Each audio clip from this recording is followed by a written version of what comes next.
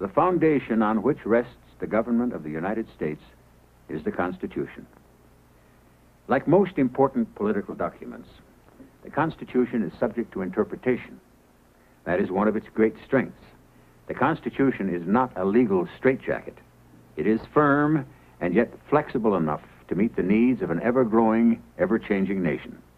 Naturally, the question arises, who is to say what the Constitution means? Who is to say, for example, whether a law enacted by Congress is constitutional or whether it is not? Congress? The President? The judiciary? The question arose during the very infancy of the Republic. It brought face to face two eminent statesmen who have profoundly affected America as we know it today, President Thomas Jefferson and Chief Justice John Marshall. What Jefferson said was this: the voice of the people is supreme. Let the people decide through their elected representatives what the Constitution means and what it means not. What John Marshall said, on the other hand, was this: the Constitution itself intends for the federal judiciary to make that decision, men who are appointed to the bench for life and who therefore stand above party strife and political turmoil. The difference of opinion of the two men on this crucial issue was resolved within the framework of a case known as Marbury versus Madison, a case which was heard before the Supreme Court in 1803 and which led to one of the most important decisions ever made by that court. Sometime during the fall of 1801, four men decided to pay a visit to the United States Department of State. The four men's names were Marbury, Ramsey, Harper, and Hoe. President Adams, during the very last days of his administration, had nominated them as justices of the peace for the District of Columbia. The Senate had confirmed them. President Adams had signed their commissions, and the then Secretary of State, John Marshall, had affixed to the commissions the seal of the United States. However, in the great flurry of activities during John Adams' exit from the political stage, these commissions had disappeared. Jefferson's Republicans were in power now. Thomas Jefferson was president, and James Madison, Secretary of State. And the commissions of Marbury, Ramsey, Harper, and Hoe had still not turned up. Gentlemen, I'm Mr. Marbury, William Marbury. This is Mr. Ramsey, Mr. Harper, Mr. Hoe. We're here to see the Secretary of State. On what business? We'd prefer to put that directly to Mr. Madison. Mr. Madison has given instructions, very strict instructions, sir, that he be informed of his visitors' business before they are admitted. Very well, then. We're here to inquire into the whereabouts of four commissions. Commissions for these gentlemen and myself as justices of the peace of the District of Columbia. The whereabouts? That's right, the whereabouts. We know that they were signed by the President and sealed, but they were never delivered to us. If you'll wait a moment, gentlemen.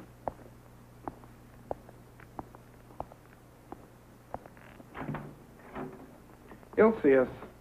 He won't. If he doesn't, I'll make him jump. You mark my words. Make him jump? There's little chance of that. You keep forgetting, Marbury, we lost the election. Mr. Jefferson is in charge now, and he'll play the tune, and we Federalists will do the jumping.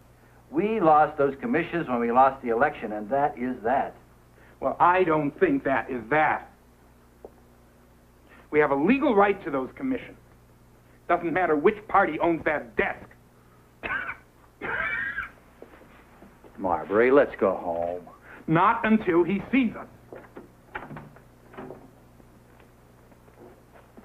Gentlemen, I'm Mr. Wagner, the chief clerk. The secretary has urgent business and cannot see you. He has directed me to talk to you. I'm at your service, gentlemen. Mr. Wagner, this matter concerns the secretary himself. He cannot be disturbed. I'm sorry. If you will be so kind as to state your business. Mr. Wagner, the four of us were nominated by President Adams as justices of the peace for the District of Columbia. Former President Adams. The nominations were confirmed by the Senate. They were signed by the President, but they were never delivered to us. I know nothing about that. Nor, I'm sure, does anyone else here. Least of all, Mr. Madison. You're aware, of course, that he didn't take office until May. I know that. However, Mr. Wagner, the commissions were last seen on a table in the State Department. Now, Mr. Madison is in charge of that department, and we intend to hold him responsible. I doubt that he'll accept that responsibility.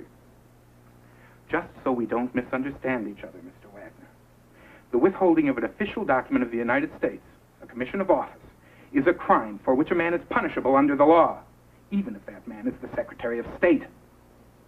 You're not considering, are you, taking the Secretary of State to court? Yes, we are, Mr. Wagner. As a matter of fact, we will take him to court if that's what it takes to force this department to produce our commissions. You don't think any man is above the law, do you? The Secretary of State? The President himself? Now, Mr. Wagner, are you going to tell us about our commissions or not? I know nothing about them, sir. Nothing at all.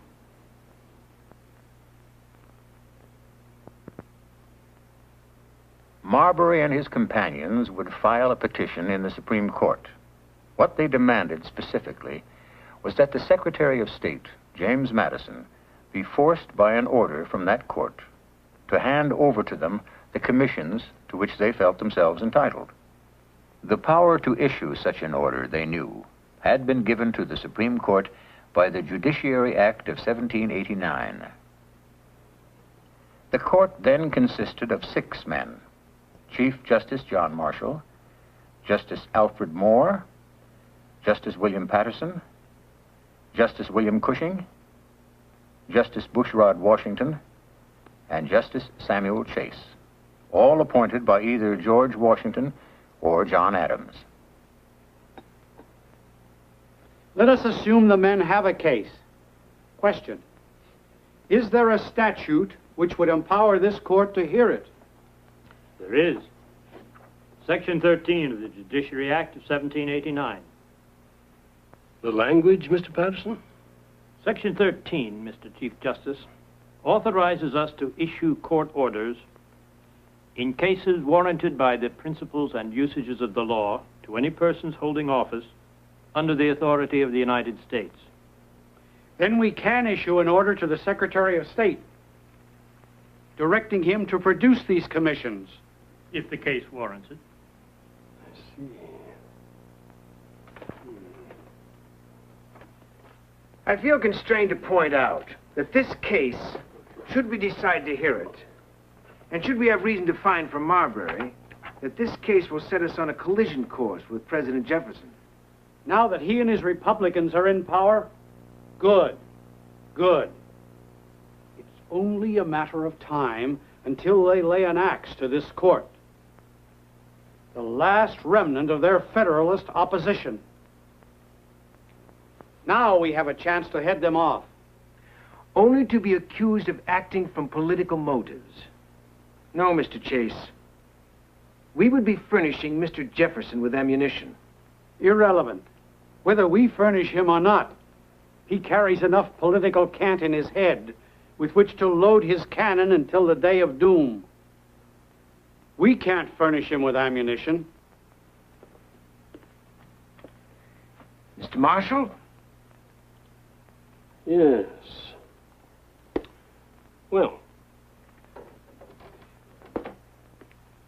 assuredly, this court has no business meddling with the executive or with his cabinet members.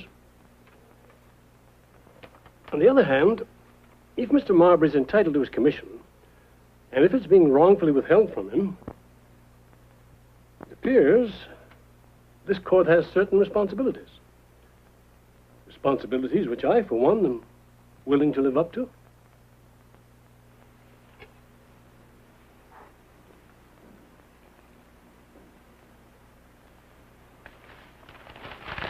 Thank heavens, Mr. Giles, there are some matters that brook no opinion.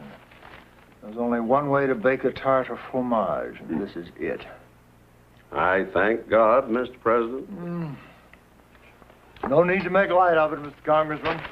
It's heaven. It's bliss. Mr. Madison. Mr. President. What is that paper you have in your hand, Mr. Madison? It's an order from the Supreme Court. What order? I've been asked to show cause why I should not be directed by the Supreme Court to produce certain commissions. Commissions as Justice of the Peace in the District of Columbia, the names of Marbury, Harper, Ramsey. Ignore it. Ignore the order. Nothing further? Nothing. My friend, the Chief Justice. What could have been more plain in the world than that he was just waiting for this opportunity? To strike at you. Yes, Mr. President. To strike at the executive authority of this government. It's plain as day that he intends to furnish the opposition an opportunity to abuse you, to vilify you. It's not enough to ignore him, to do nothing.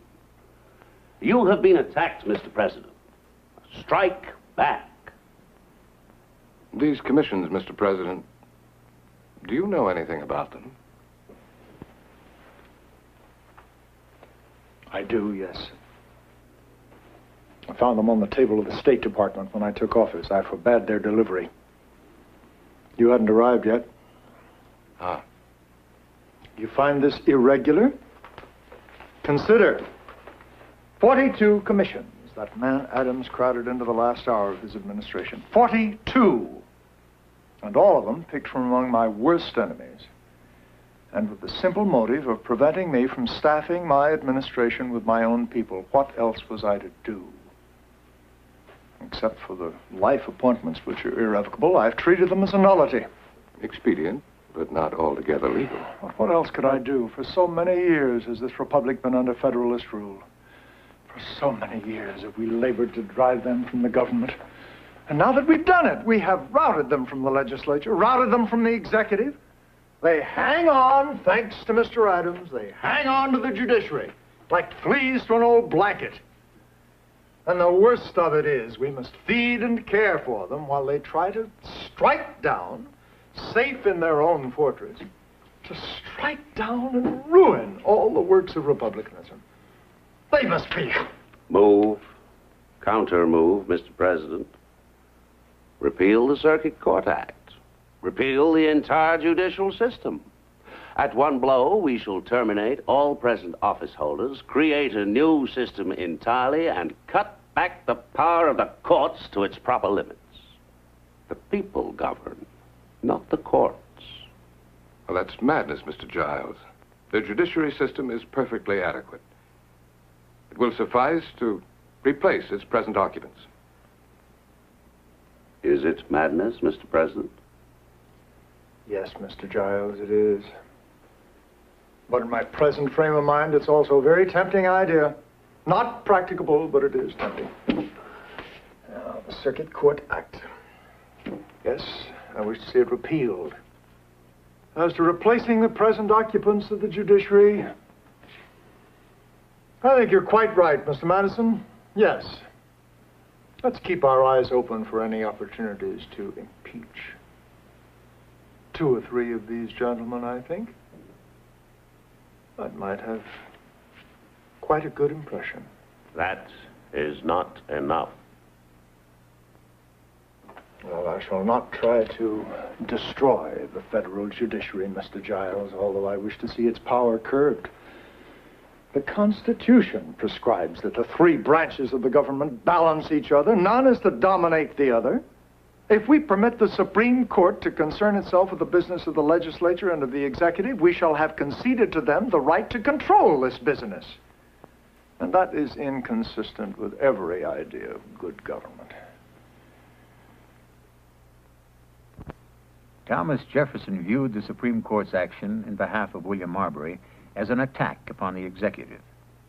He retaliated first by means of the Congress. Under his direction, Congress repealed an important piece of Federalist legislation, the Circuit Court Act of 1801. Congress then suspended the June and August terms of the Supreme Court. Next came impeachment proceedings against a federal judge by the name of Pickering. And finally, there were rumors that Supreme Court Justice Samuel Chase was marked for a similar fate.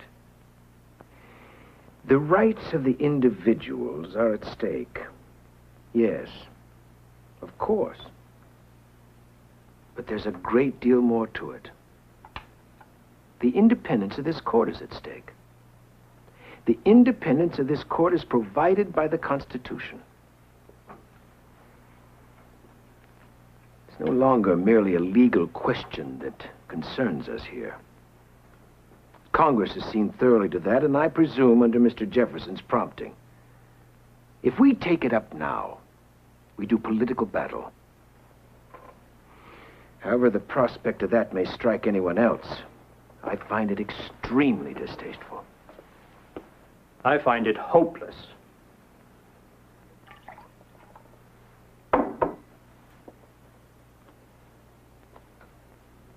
We are in midst of a battle, yes. A battle which we cannot win. If we find for Mr. Marbury and order Mr. Madison to produce this accursed commission, what will happen? Nothing. Mr. Madison will simply ignore us.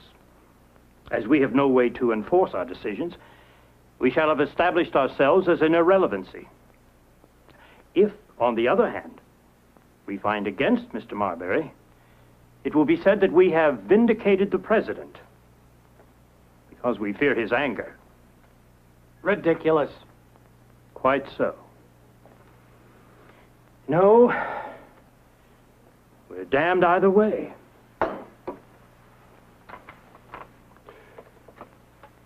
I've always thought that the greatest scourge an angry heaven could inflict on a sinning and ungrateful people would be an ignorant, a corrupt, or a dependent judiciary. This court must give honorable proof of its independence, or it'll be said we don't deserve it. We're not and never should be in the business of making political warfare. Peace doesn't come from the absence of conflict, Mr. Washington, but from the ability to cope with it. If a wrong has been committed, and if the Constitution authorizes us to act on it, does anyone claim that the Secretary, or even the President, is above the law? And if they have violated the law, gentlemen, consider, where can a man turn for the protection of his rights but to our courts of justice? Arguments in Marbury versus Madison were heard before the Supreme Court in February of 1803. Charles Lee represented Marbury and his companions. The Secretary of State, gentlemen, is not above the law. Where he acts as an agent of the President, under the direct orders of the President, he may not be responsible to the courts. But he is also a public servant to the people of the United States. As such, he has duties which are assigned to him not by the President, but by the law. In the execution of these duties, he is independent of all control except the control of the law. The people can compel him to do these duties, and if he refuses, he must answer to the courts.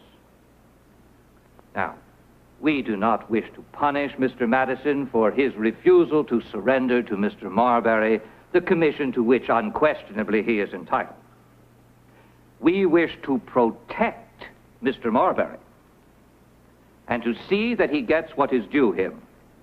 This objective can be achieved by means of a court order to Mr. Madison demanding that he forthwith produce the commission which will install Mr. Marbury in the office for which he was nominated by President Adams and in which the Senate confirmed him. If a court order of this nature can be issued at all by this court, it can be issued to the Secretary of State. The act of Congress gives this court the power to award it in cases warranted by the principles and usages of the law to any persons holding office under the authority of the United States.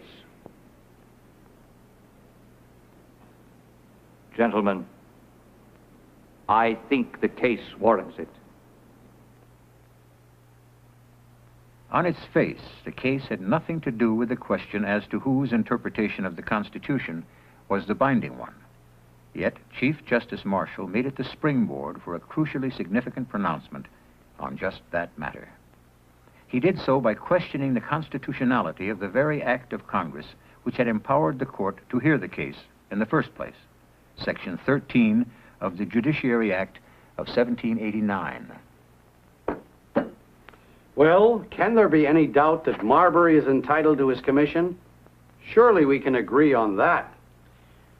Are we maintaining that for such a document to take effect, that it suffices for it to be signed by the President and to be sealed, that the act of delivery is irrelevant? The commission is valid from the moment it is signed and sealed. I think. You remind me of a fellow I had in the witness box, Mr. Chase, a great many years ago. Kept answering my questions with, I think.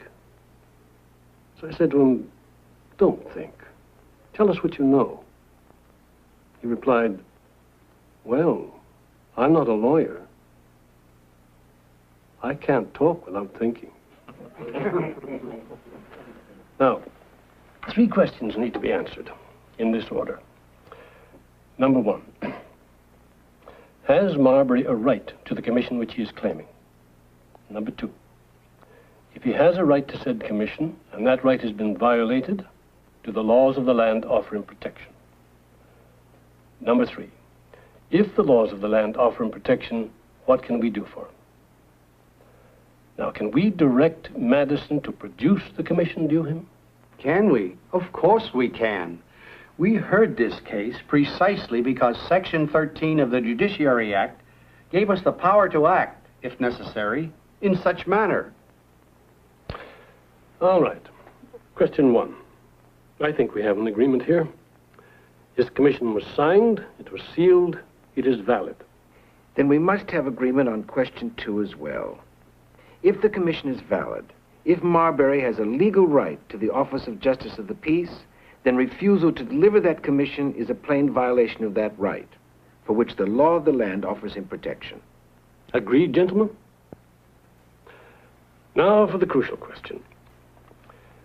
Can the situation be remedied by an order from this court directing Mr. Madison to surrender the commission to Mr. Marbury?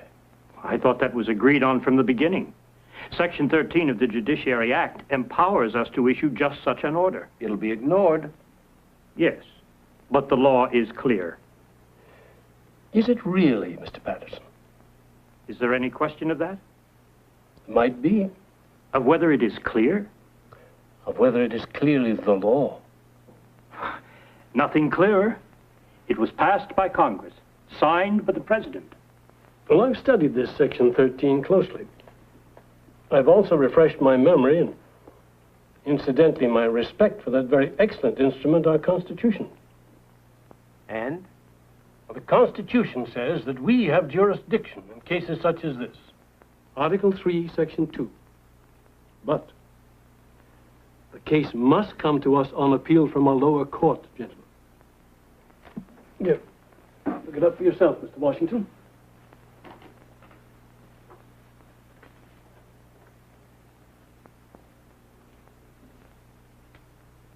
Yes, of course. Marbury versus Madison did not come to us on appeal, gentlemen. It originated in this court. Perfect.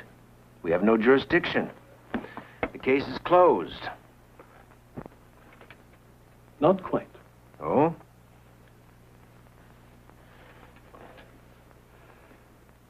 Section 13 of the Judiciary Act is in conflict with the Constitution. I propose we make the point. How so? By declaring it unconstitutional. Section 13 presumes to give us jurisdiction where the Constitution plainly says we don't have it. I disagree, Mr. Chief Justice. I disagree. Section 13 merely says that we can issue a court order, quote, in cases warranted by the principles and usages of the law. It does not specify the nature of the case. It does not say in cases which originate in this court, nor does it say in cases which come to this court on appeal. Section 13 merely says in cases warranted by the principles and usages of the law. So, Section 13 need not be construed as conflicting with the Constitution. All depends on how we interpret it. Mr. Patterson, can Section 13 be interpreted as giving us jurisdiction in a case like this that originates in this court? Yes, of course. Then, it is in conflict with the Constitution. But we don't have to interpret it that way. But we can. And I urge that we do so. That we find Section 13 unconstitutional and that we so declare it. Gentlemen, I ask for your consent. Why is it not enough to say that we have no jurisdiction? Why go further? Why? Plain as day, Mr. Patterson. It's perfectly extraordinary. A Declaration of Independence, Mr. Patterson. By declaring Section 13 unconstitutional, an act passed by Congress and signed into law by the President, this court will have staked its claim to the right to say to the legislative and to the executive what the Constitution means and what it means not. Mr. Patterson, we shall have stated emphatically that it is the province of the Judiciary Department to say what the law is. What puzzles me, Mr. Marshall, is when we decided to hear this case on the basis of this Section 13, and when you first laid eyes on it, did you decide then that it was unconstitutional? Did it occur to you then that we might use this case? Sometimes our best opportunities come wrapped in our worst problems, Mr. Washington. It's always been my belief that the only way to safeguard the Constitution was to put it in the hands of the judiciary. Not in the hands of the legislative, not of the executive. After all, the Constitution is either superior to the law, unchangeable by ordinary means, or it's on the level of ordinary legislative acts, and can be changed whenever the legislative or the executive is pleased to change it. If this be the case, if, say, the legislature were in a position to change the Constitution whenever it pleased, well, then a written Constitution would be merely an absurd attempt to limit a power which by its very nature is illimitable. Certainly, all those who have framed written constitutions contemplate them as forming the fundamental and paramount law of the nation. And consequently, the theory of every such government must be that an act of the legislature repugnant to the Constitution is void. John Marshall's decision in Marbury versus Madison was as follows. He said, "The Constitution does not empower the Supreme Court to issue a direct order to Mr. Madison to produce the commission to which Mr. Marbury is legally entitled. In other words," he said, "we have no jurisdiction in this case." But then he went a step further. He said, "Section 13 of the Judiciary Act of 1789 purports to give the court a power which the Constitution, in fact, does not give it. Section 13, therefore, is unconstitutional."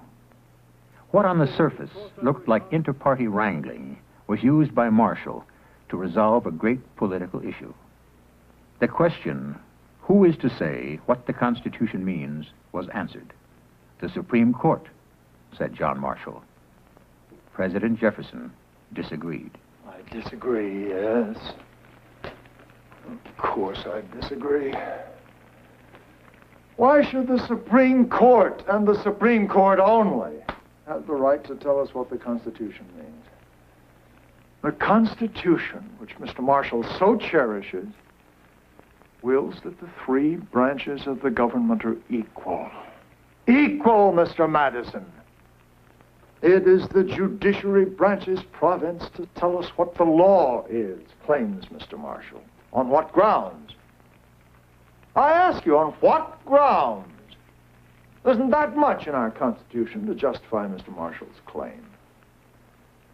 Let each branch of the government decide within the framework of the duties assigned it by the Constitution for itself, and for itself only, what the Constitution means and what it means not. Now, that is proper. That is in conformance with the principle of equality of the three branches. And if there had to be